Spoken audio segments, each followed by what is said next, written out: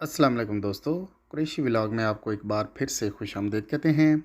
दोस्तों, आज की इस वीडियो में हम आपको एक ठग का बेटा और इसका वाक़या सुनाते हैं।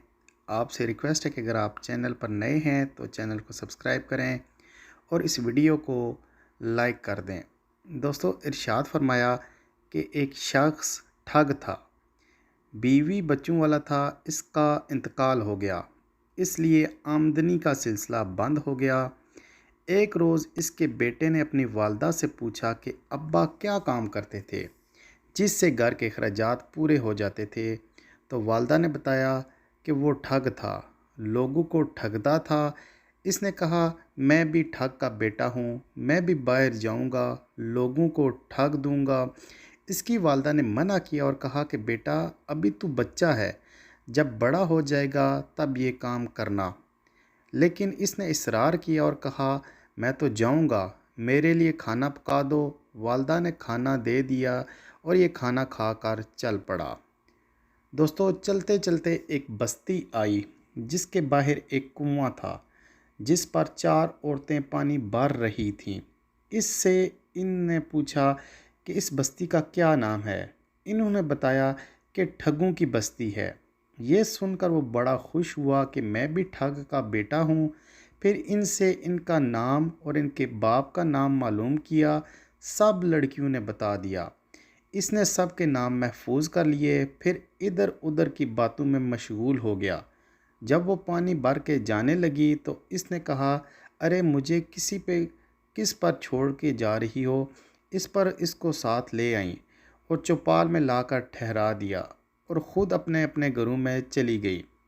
इसने हर एक को देख लिया था कि खिलाफ़ी इस घर में गई हैं और फलानी इस घर में गई है। जब शाम हुई और रात करीब हुई तो इन औरतों के शोहर बाहर किसी वापस आए।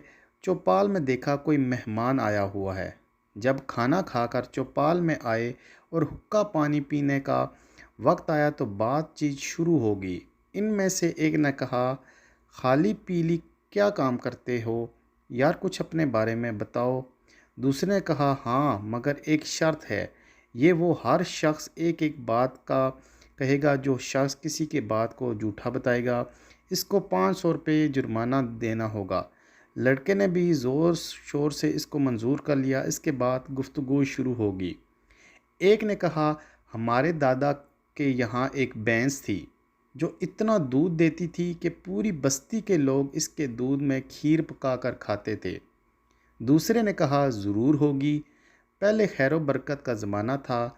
फिर दूसरे ने कहा कि हमारे दादा के यहाँ एक भैंस थी जो इतना पेशाब करती थी कि जिसमें कश्ती चलती थी। तो लड़के ने इसकी भी तस्दीक की और कहा कि ज़रूर होगी, जब इतना दूध देने वाली भैंस होगी तो इतना पेशाब तो लाजमी करेगी, इसमें क्या इश्काल है।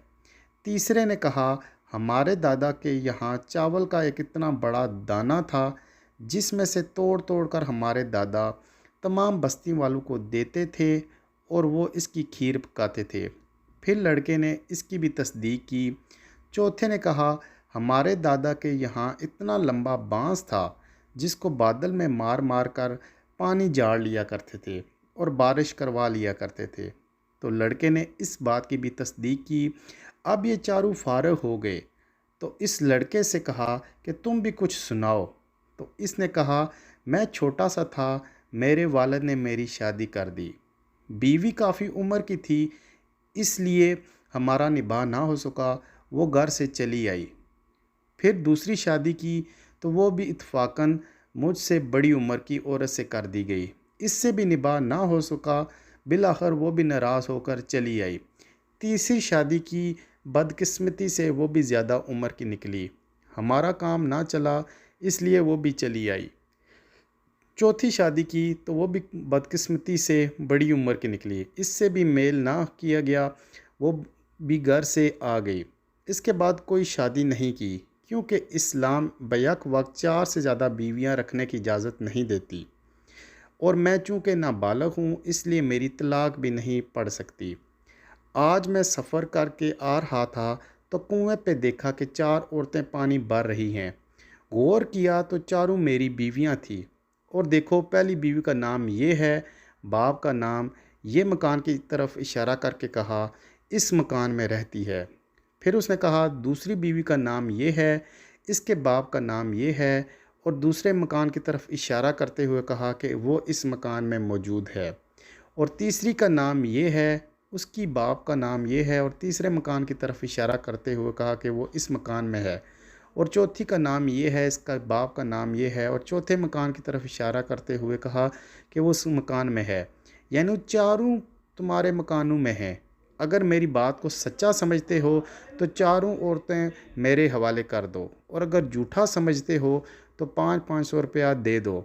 उन्होंने आजिज़ आकर गालियां देते हुए 500-500 रुपया इसको दे दिए और कहा निकल हमारे गाँव में से, ख़बरदार जो यहाँ से आगे बढ़ा तो। इसने कहा देखो जी, खफा होने की बात नहीं है, मैं तो असली बात ही कह के गया हूँ। इसके बाद ये 2000 रुपये ले के घर आया और माँ से कहा मैं हूँ ठग का बेटा।